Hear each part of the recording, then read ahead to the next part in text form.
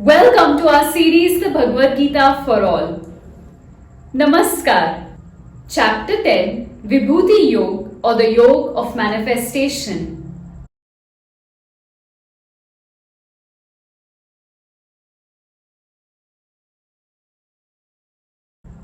Does Shri Krishna's Vibhuti rest with all things illustrious?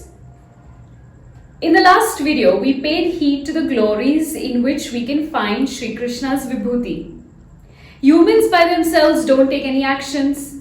We've spoken of this before, where we mentioned that it is the soul which is the powerhouse to our being. When you are granted this power, you choose to behave the way you do. And this behavior can be termed as either good or bad. Think of your behavior as the money you earn. You could spend the money on frivolous activities like gambling and chance to lose it. Or you could put it away for a rainy day in, say, an investment which will pay off in the future. You could decide to burn it all away, or you could sponsor someone's education with it. The choice is yours. You will use your intellect and ability before making a decision about what's the ideal alternative to spend the money. That's exactly how you'll think when gambling too. You decide to misuse the power that rests with you. You choose to overlook the repercussions of such a behavior and decided to gamble anyway. The same applies to all your victories. A higher presence has contributed to your achievements and your glories. This doesn't undermine your capabilities at all. It's just to tell you that there is a bigger presence if you believe in one.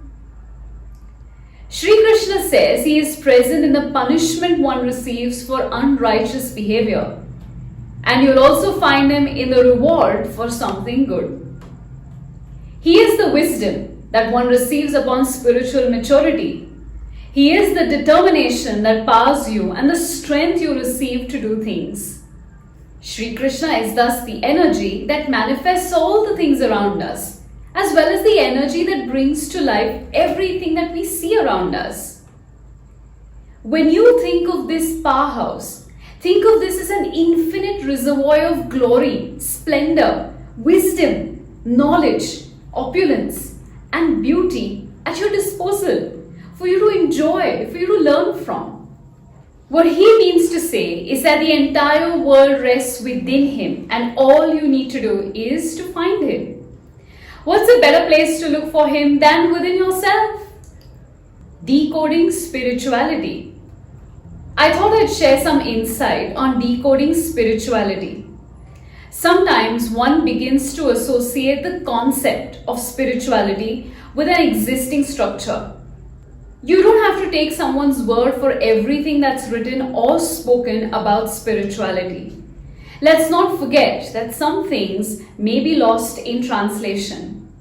When you turn to spirituality, you're trying to make a sense of the things around you from a prism of wisdom and awareness. What you're doing is weighing the odds before a big or a small decision. You're looking at the bigger picture, and you're considering doing your dharma. Spirituality is not about abandoning. Sure, every once in a while it's a good idea to take a break and head off to unwind or rewind yourself. But spirituality in fact requires that you be present in the moment more than ever. When we begin to look inwards and try to know ourselves better, we're building this pool of knowledge within us. This Vidya aims to help us refine our impulses, ease our agitations, control our anxieties, and face challenges with a level-headedness like never before. You now begin to look at things from a different lens, la vie en rose, or life in happy hues, if you like. You're compassionate, mature, honest with yourself and others. What this does is rewards you in ways you wouldn't even imagine. It might not all come to you spontaneously. Sometimes you need a catalyst, sometimes not. Stay open to ideas and, more importantly, create a shift in your consciousness.